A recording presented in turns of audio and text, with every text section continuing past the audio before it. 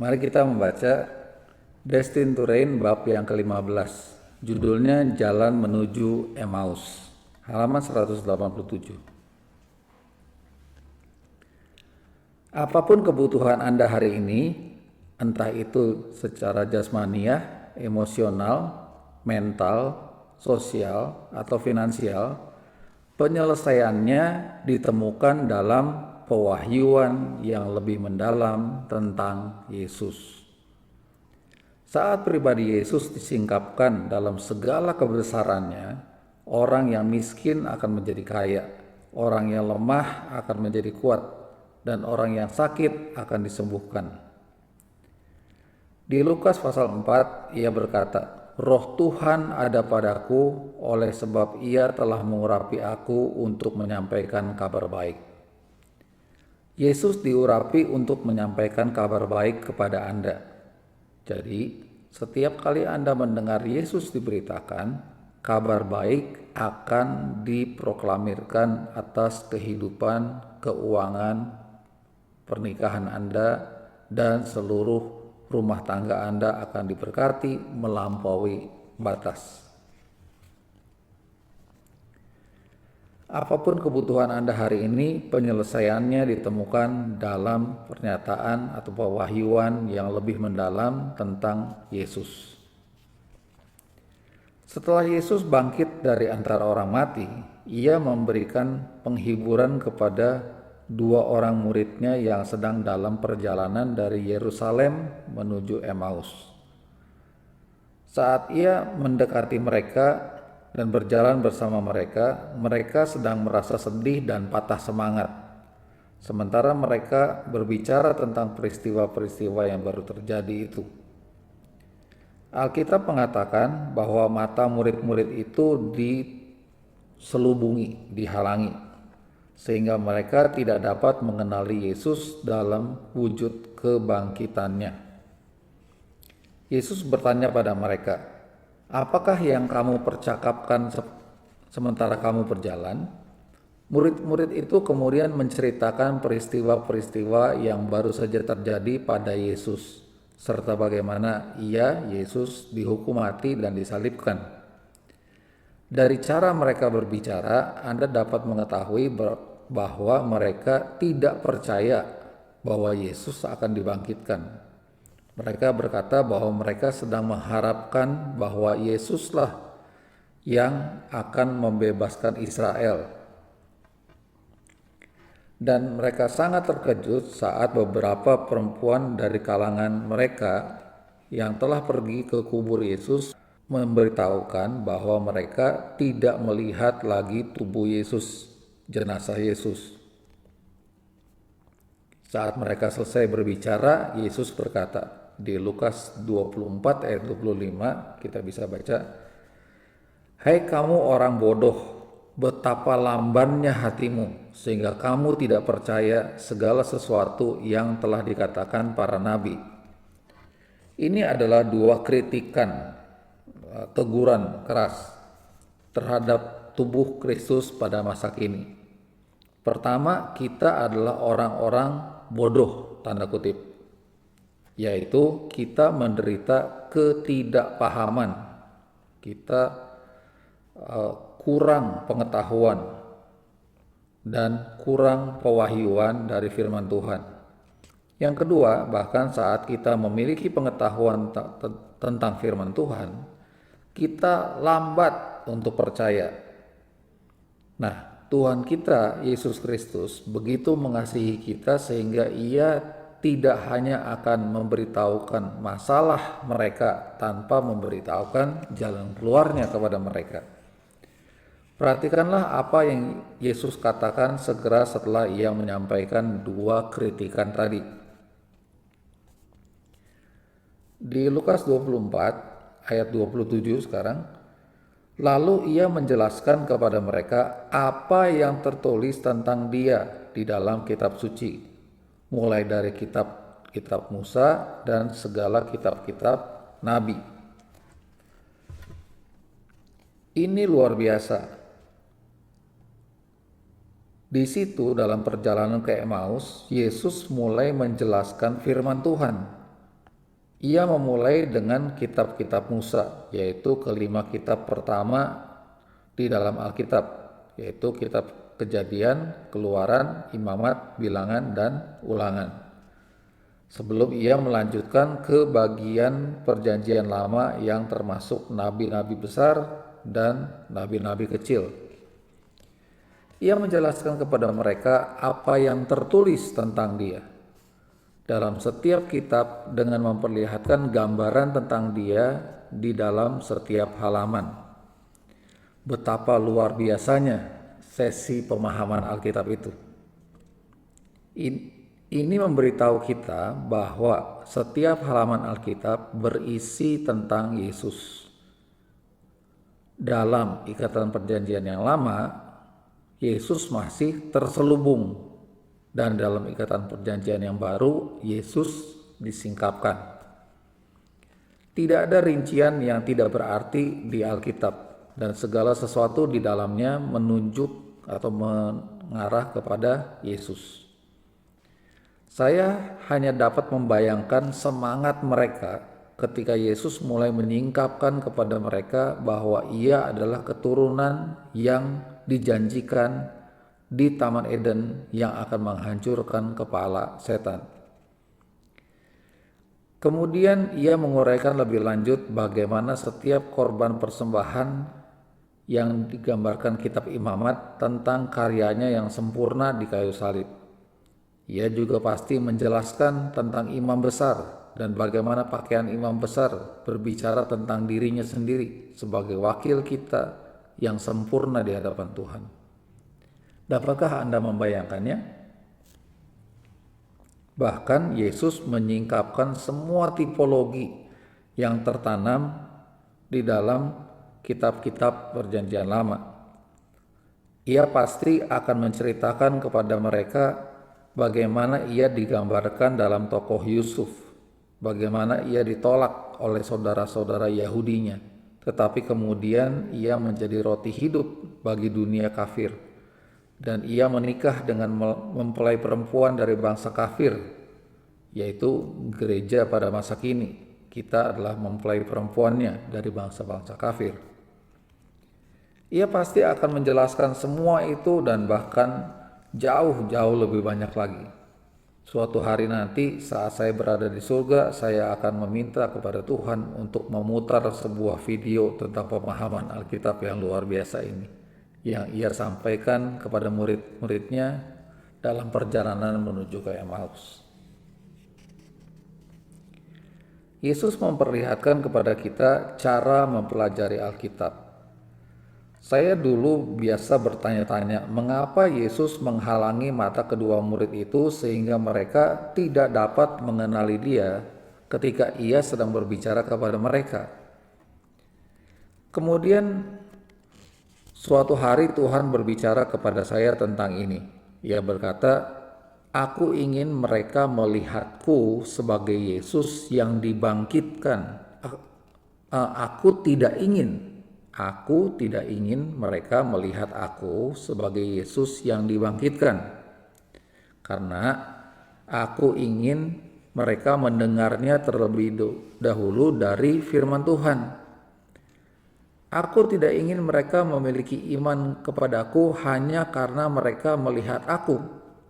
Aku ingin mereka memiliki iman kepadaku karena mereka mendengar firman Tuhan berbicara tentang aku. Dan itulah hak istimewa yang sedang kuberikan kepada gereja pada masa kini." Saya begitu senang saat mendengar penjelasan Tuhan ini. Hari ini kita tidak perlu berharap hidup pada zaman Yesus atau supaya Yesus menampakkan diri kepada kita. Caranya adalah kita melihat dia di dalam Alkitab. Dalam memberi penjelasan firman Tuhan kepada kedua murid itu, saya yakin bahwa Yesus menunjukkan kepada kita cara mempelajari Alkitab. Ia tidak ingin kita membaca Alkitab untuk mencari tahu apa yang boleh dan apa yang tidak boleh dilakukan. Ia ingin kita membaca Alkitab untuk melihat Dia dan melihat segala sesuatu dalam firman Tuhan tentang dirinya. Kita tidak perlu berharap atau berandai-andai Yesus akan menampakkan dirinya kepada kita. Cara Tuhan saat ini adalah Dia ingin kita dapat melihat Dia di dalam firman Tuhan.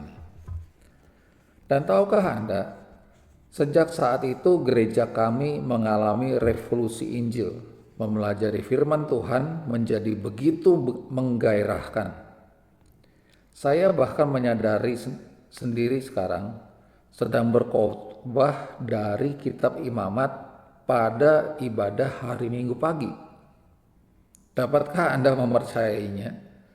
Bagi sebagian besar orang percaya, halaman-halaman kitab Imamat mereka masih menempel bahkan bertahun-tahun setelah mereka memakai Alkitab mereka.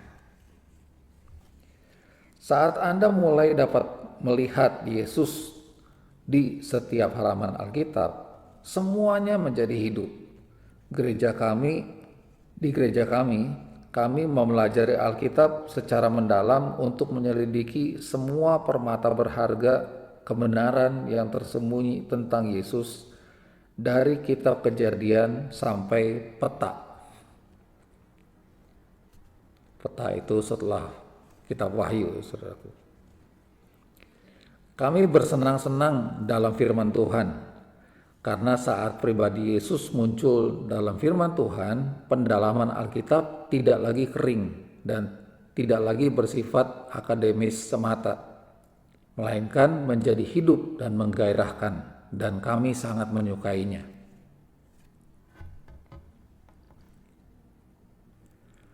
Hati kita berkobar-kobar. Penyelesaian Yesus bagi orang-orang bodoh dalam tanda kutip dan yang hatinya lambat untuk percaya adalah agar mereka mempelajari Alkitab untuk melihat Dia dengan lebih jelas lagi. Pada akhir perjalanan murid-muridnya itu, Alkitab mengatakan bahwa mereka berkata kepada satu sama lain, "Bukankah hati kita berkobar-kobar ketika Ia berbicara dengan kita di tengah jalan?"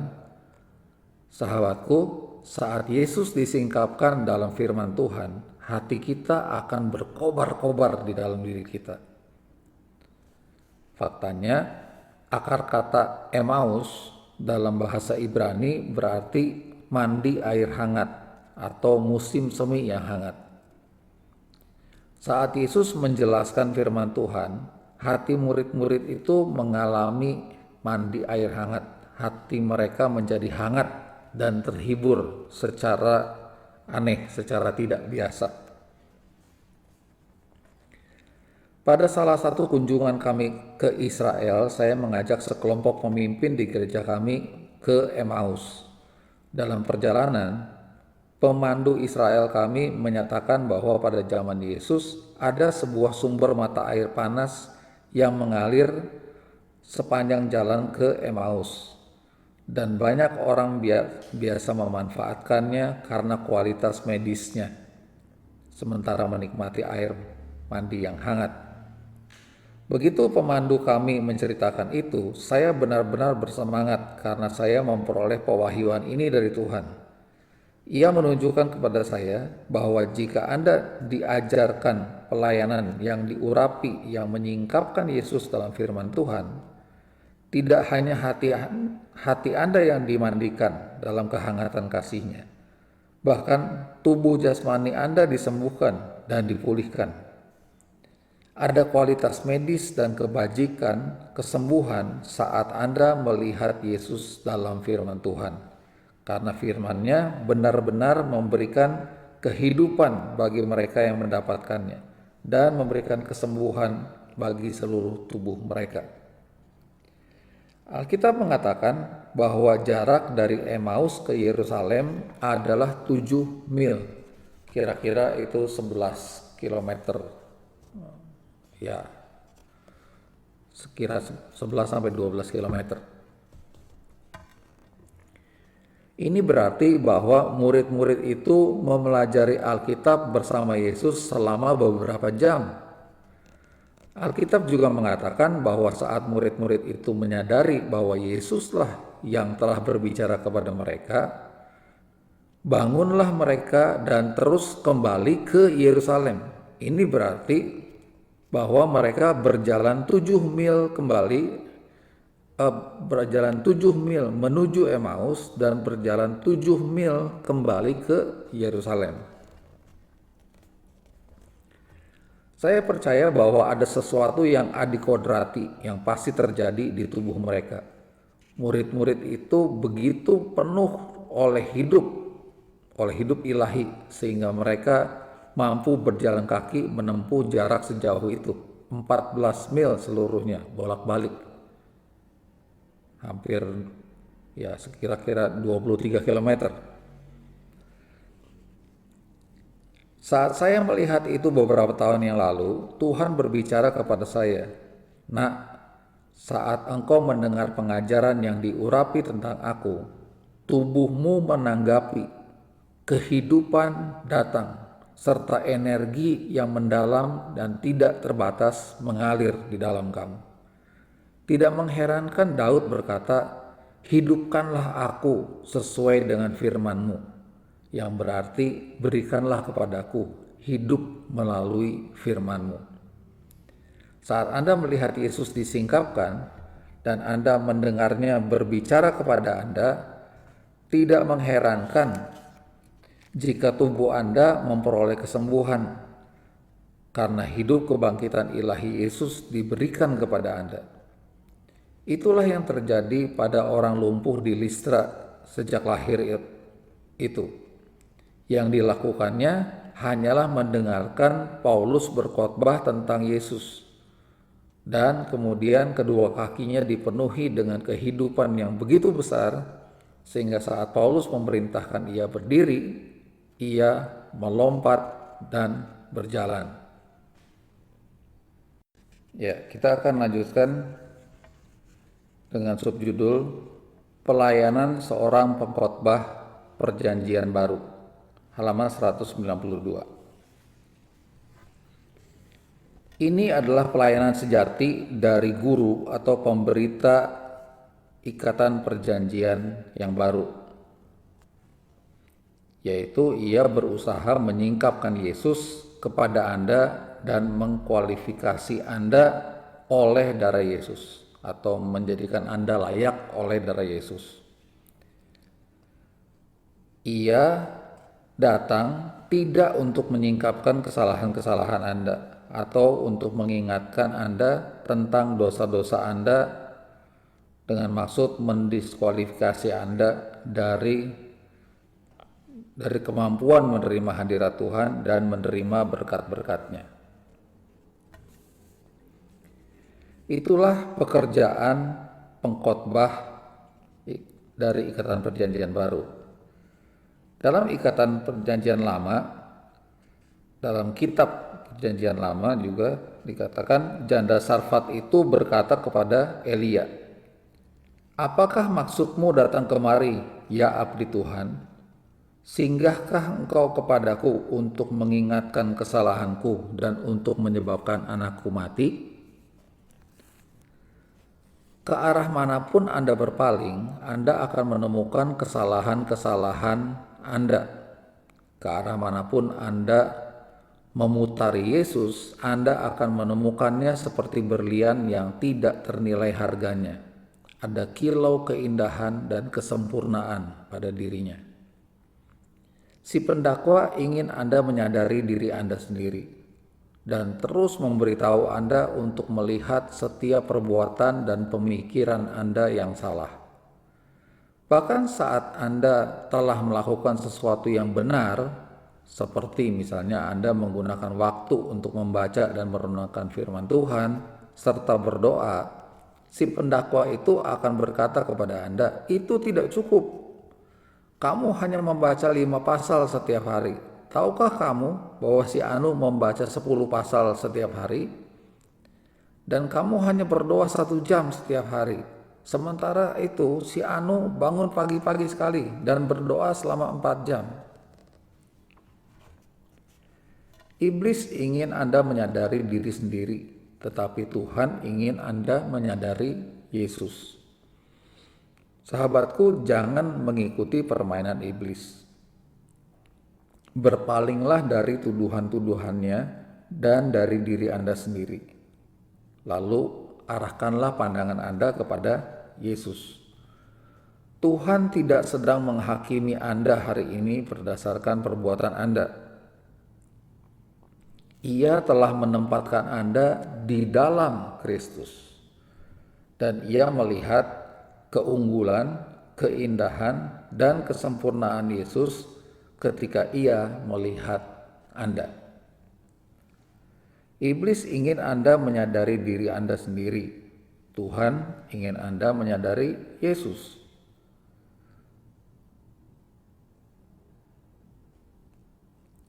Jadi untuk kepentingan Anda lah, Anda berusaha mengetahui sebanyak mungkin tentang Yesus, tentang dirinya, tentang sebutan-sebutannya, tentang kemuliaan formalnya, dan tentang segala sesuatu yang Ia miliki. Karena seluruh jati dirinya itu, Tuhan telah membuka rekening Anda. Jadi Anda bisa mendapatkan semua kekayaan atau saldo ilahi itu kalau Tuhan sudah membuka rekening Anda, karena Anda adalah pewaris, ya. Pewaris dari semua yang Dia miliki.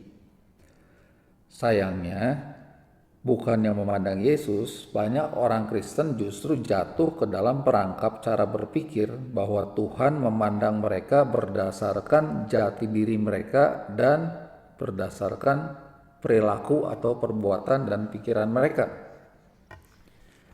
Saat Anda berpikir seperti itu, Anda berada di bawah hukum Taurat. Anda tahu bahwa hukum Taurat berfokus kepada perbuatan Anda, membuat Anda menyadari diri sendiri.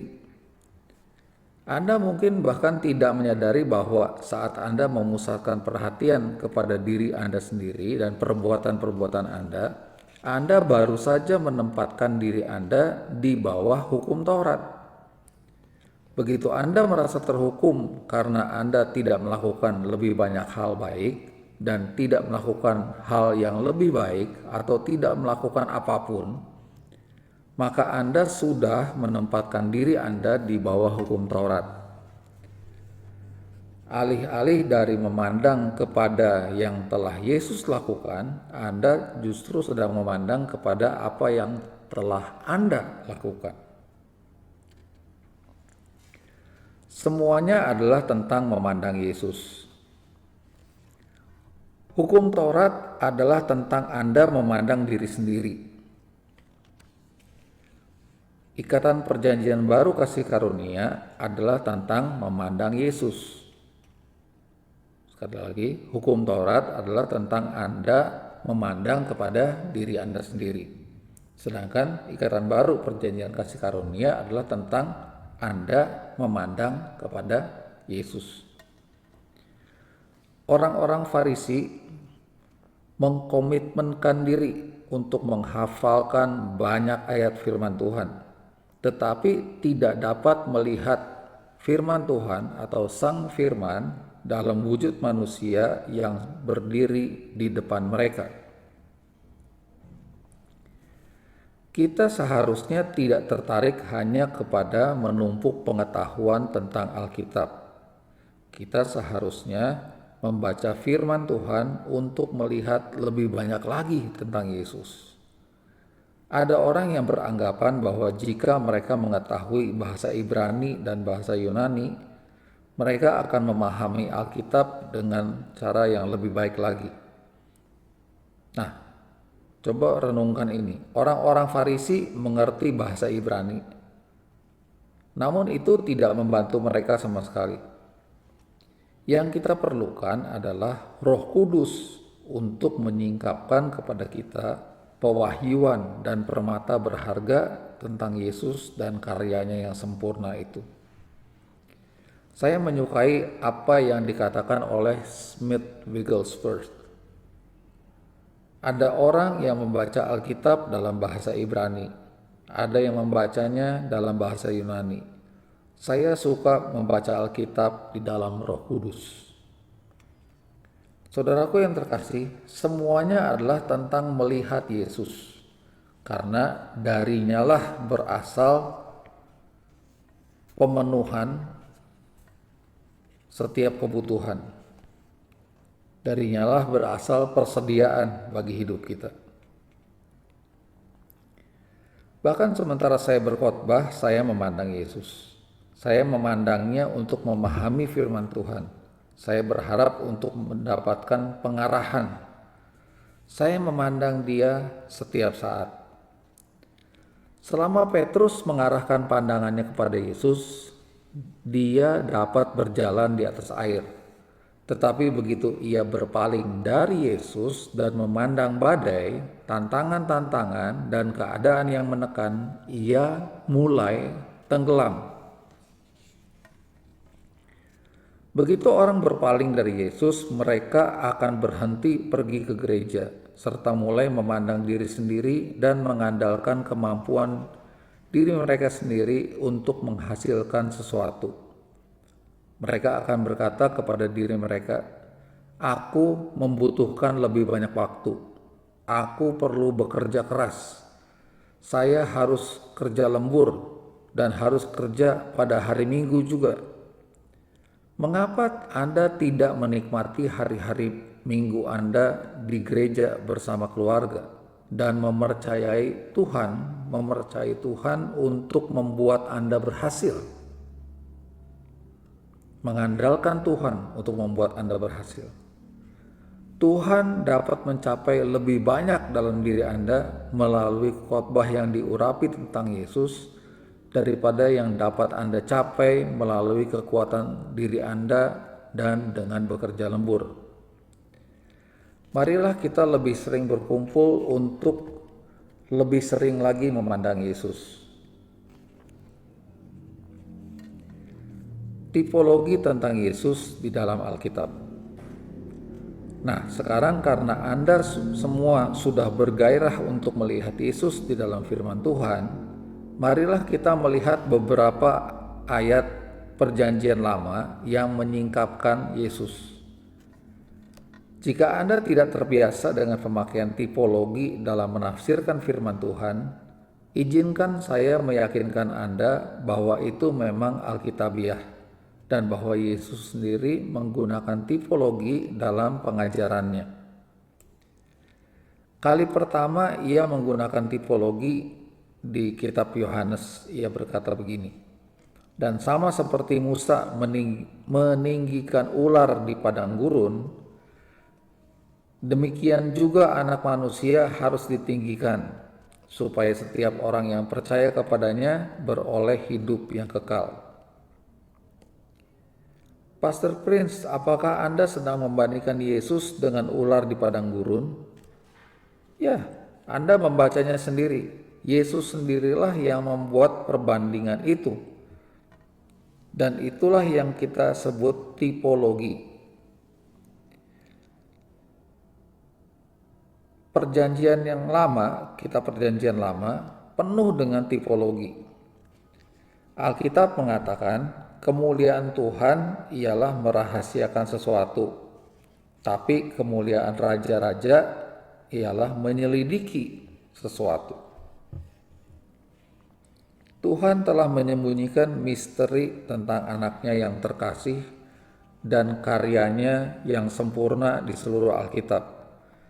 Kemuliaan kita adalah menyelidiki semua hal tentang dirinya. Apakah Anda siap? Yesus, roti hidup sejati. Marilah kita membaca Bilangan 21 dan melihat sebagian apakah sebagai apakah Yesus digambarkan di sini. Alkitab memberitahu kita bahwa sementara bangsa Israel sedang dalam perjalanan di padang gurun, mereka menjadi sangat letih dan patah semangat, dan mereka mulai menggerutu dan mengeluh kepada Tuhan dan kepemimpinannya yang ditunjuk, yaitu Musa. Musa berkata, dan mereka berkata kepada Musa, "Mengapa kamu memimpin kami keluar dari Mesir, supaya kami mati di padang gurun ini? Sebab di sini tidak ada roti dan tidak ada air, dan makanan hambar ini kami telah muak." Maksudnya mana? Dapatkah Anda membayangkan situasi ini? Tuhan membebaskan mereka dari perbudakan di Mesir dengan tangannya yang perkasa, melindungi mereka dengan tiang api dari pasukan Mesir, dan membelah Laut Merah supaya mereka dapat menyeberang. Namun bukannya bersyukur, mereka malah mengeluh dan bahkan menyebut mana dari roti surga yang sebagai roti surga yang tidak berguna. Mereka menyebut mana dari surga sebagai roti yang tidak berguna.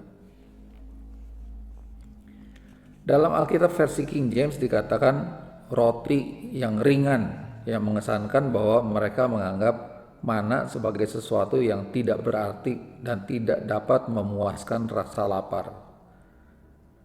Menurut pemazmur Daud, mana adalah makanan malaikat. Roti itu begitu baik sehingga saat bangsa Israel makan roti ini selama 40 tahun di padang gurun, kaki mereka tidak bengkak dan tidak seorang pun di antara mereka yang menjadi lemah. Tuhan memberikan kepada mereka makanan untuk para pemenang, makanan yang membuat mereka bebas dari penyakit, dan makanan yang turun dari surga setiap hari. Yang harus mereka lakukan setiap pagi hanyalah mengumpulkan secukupnya untuk kebutuhan mereka. Namun mereka membenci mana. Gereja pada masa kini perlu berhati-hati supaya tidak melakukan kesalahan yang sama seperti yang dilakukan bangsa Israel ketika mereka menyebut mana dari Tuhan sebagai roti yang tidak berharga. Mana yang ia berikan kepada mereka adalah gambaran atau tipologi dari Yesus. Yesus berkata, "Akulah roti hidup. Nenek moyangmu telah makan mana di padang gurun dan mereka telah mati. Inilah roti yang turun dari surga. Barang siapa makan daripadanya, ia tidak akan mati." Kita seharusnya berhati-hati supaya tidak menganggap Yesus sebagai roti yang tidak berharga dan membuang dia ke dalam lingkungan pengajaran kita.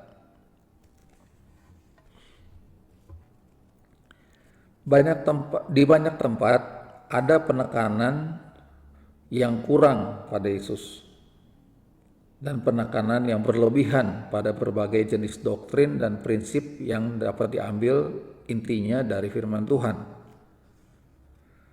Saya tidak sedang mengatakan bahwa gereja seharusnya tidak menggunakan firman Tuhan untuk mengajarkan prinsip-prinsip keuangan, kunci untuk memperoleh hikmat, kepemimpinan, dan sebagainya. Saya pun mengajarkan semua ini di gereja saya.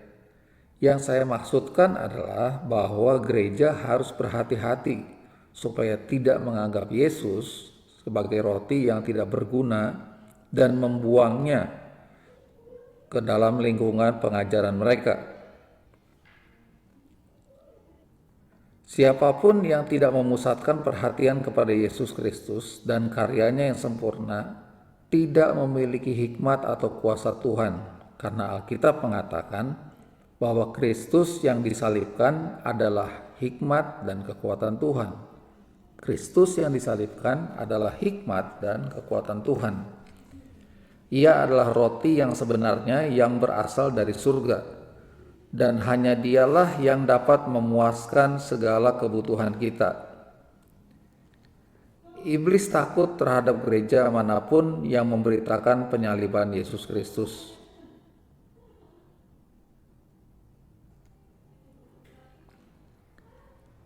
Ya, iblis takut terhadap gereja manapun yang memberitakan penyaliban Yesus Kristus, karena ia tahu bahwa saat orang mengetahui bagaimana Tuhan mengutus anak tunggalnya untuk mati di kayu salib bagi mereka, mereka melihat bahwa mereka memiliki Tuhan yang penuh kemurahan yang mengasihi mereka tanpa syarat, dan mereka akan mengetahui kebenaran, lalu kebenaran itu akan memerdekakan mereka.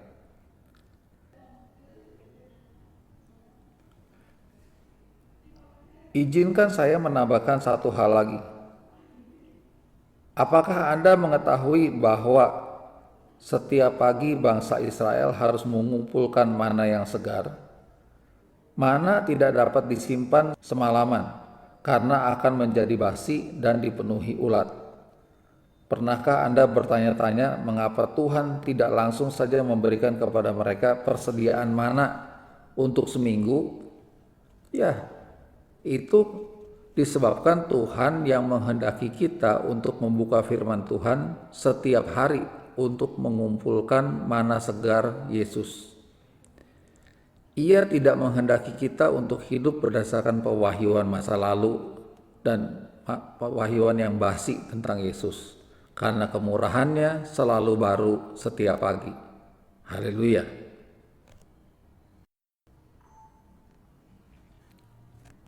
Kita lanjutkan halaman 198. Judul subbabnya, Yesus ular tembaga di padang gurun. Marilah kita lanjutkan dengan apa yang terjadi setelah bangsa Israel menggerutu dan mengeluh. Di dalam Alkitab dikatakan bahwa Tuhan menyuruh ular-ular tedung ke antara bangsa itu. Dan ular-ular itu memagut mereka sehingga banyak orang Israel yang mati. Nah, penting bagi kita untuk mengetahui bahwa ular-ular tedung itu telah selalu ada di padang gurun. Yang Tuhan lakukan hanyalah menarik perlindungannya saat mereka menggerutu terhadap Musa. Ingatlah bahwa ini terjadi di bawah perjanjian lama hukum Taurat. Puji Tuhan bahwa di dalam ikatan perjanjian baru kasih karunia yang di bawahnya Anda dan saya berada, Tuhan tidak akan pernah menarik perlindungannya atas kita. Ingatlah selalu saat Anda membaca perjanjian lama. Penting bagi Anda untuk memahami firman Tuhan secara benar. Ya, maksudnya memilah mana yang masih dalam era ikatan perjanjian yang lama dan mana yang sudah dalam era ikatan perjanjian yang baru. Bangsa itu kemudian mendatangi Musa dan ia berdoa bagi mereka. Lalu Tuhan berkata kepada Musa, "Buatlah ular tedung dan taruhkanlah itu pada sebuah tiang. Maka setiap orang yang terpagut, jika ia melihat kepada ular yang ada di tiang itu, ia akan tetap hidup." Lalu Musa membuat ular tedung dari tembaga dan menaruhnya pada sebuah tiang. Dan jika seseorang dipagut ular dan ia memandang kepada ular tembaga itu, tetaplah ia hidup. Dalam ikatan perjanjian baru, Tuhan tidak akan pernah mencabut perlindungannya atas kita. Ular tedung yang terbuat dari tembaga adalah gambaran Yesus di kayu salib. Nah, mengapa Yesus dulu menggambarkan dirinya sendiri sebagai ular tedung, jika sebenarnya ia tidak seperti itu? Ia indah, tidak tertandingi, tanpa celak, dan sepenuhnya manis. Anda tahu, di kayu salib Yesus menjadi terkutuk karena kutuk-kutuk yang layak kita terima dan karena dosa-dosa kita. Ia yang tidak mengenal dosa telah dijadikan dosa. Di kayu salib, Yesus menjadi ular tedung, gambaran dari makhluk yang dikutuk Tuhan. supaya Anda dan saya dapat bebas. Melalui pengorbanannya di kayu salib, makhluk yang bersalah dan yang membawa kematian di Taman Eden, dia itu sekarang telah menjadi simbol kasih karunia, ular maksudnya. Bukankah itu memang Tuhan mengubah sesuatu yang begitu buruk menjadi sesuatu yang begitu indah? Itulah yang terjadi saat Anda membiarkan kasih karunia-Nya memasuki kehidupan Anda. Ia mengambil segala sesuatu yang buruk dari diri Anda dan mengubahnya menjadi indah. Nah, mengapa ular tedung tembaga? Mengapa Musa tidak menaruh ular yang sebenarnya saja pada sebuah tiang? Karena itu akan menghilangkan arti tipologinya. Yesus tidak datang ke dalam dunia dalam tubuh yang berdosa. Ia datang dalam daging yang serupa dengan daging yang dikuasai dosa. Roma 8 ayat 3. Ada suatu perbedaan yang besar sekali. Yesus tidak mengenal dosa dan dalam dirinya tidak ada dosa. Karena itu, ia tidak dapat digambarkan sebagai ular tedung yang sebenarnya. Ia digambarkan dalam bentuk tembaga yang serupa ular tedung. Tetapi mengapa tembaga? Di dalam Alkitab, tembaga melambangkan penghukuman. Contohnya, mezbah korban bakaran hewan-hewan korban terbuat dari kayu akasia yang dilapisi tembaga. Alat pemanggang korban bakaran dan perlengkapan lainnya terbuat dari tembaga. Jadi melihat Yesus sebagai ular tedung dari tembaga adalah melihat gambaran penghukuman Tuhan atas Yesus di kayu salib. Tuhan tidak ingin kita memandang diri kita sendiri, memandang kesengsaraan kita, bahkan memandang penyakit dan wabah kita. Kita cukup memandang Yesus di kayu salib yang sedang menanggung semua dosa, kutuk, dan penghukuman, sehingga Anda dan saya hidup. Ular tedung tembaga itu dinaikkan pada sebuah tiang, dan Musa menaruh tiang itu di sebuah tempat yang tinggi supaya seluruh bangsa Israel dapat melihatnya. Dengan cara yang sama, Tuhan menaikkan Yesus di kayu salib supaya seluruh dunia melihat Dia. Siapapun yang memandang kepada Yesus dan memandang dosa, kutuk, dan penyakit mereka dihukum atas tubuh Yesus akan diselamatkan. Mereka akan disembuhkan, mereka akan hidup. Alkitab tidak memerintahkan untuk memandang Musa yang melambangkan hukum Taurat. Alkitab memerintahkan kita untuk memandang Yesus, dan bukan hanya Yesus yang berada di tengah-tengah kita, melainkan Yesus yang disalibkan sebagai ular tembaga demi kita. Yesus Kristus dan kematiannya di kayu salib itu adalah penyelesaian kita. Jangan pandang diri Anda sendiri, kesengsaraan Anda atau penyakit Anda. Pandanglah Yesus dan Anda akan hidup. Sahabatku, berhentilah sibuk dengan diri Anda sendiri dan dengan upaya-upaya Anda sendiri, serta menganggap diri Anda sendiri tidak layak. Mulailah menyibukkan diri Anda dengan Yesus dan dengan karyanya yang sempurna. Mulailah menyelidiki firman Tuhan untuk memahami segala sesuatu tentang Dia. Dan rasakanlah hati Anda berkobar-kobar di dalam diri Anda, sementara Roh Kudus menyingkapkan kepada Anda betapa baiknya Dia. Anda memiliki seorang juru selamat yang luar biasa. Berpalinglah dari luka dan dari penderitaan Anda, dan pandanglah Yesus. Ia yang menyelamatkan Anda.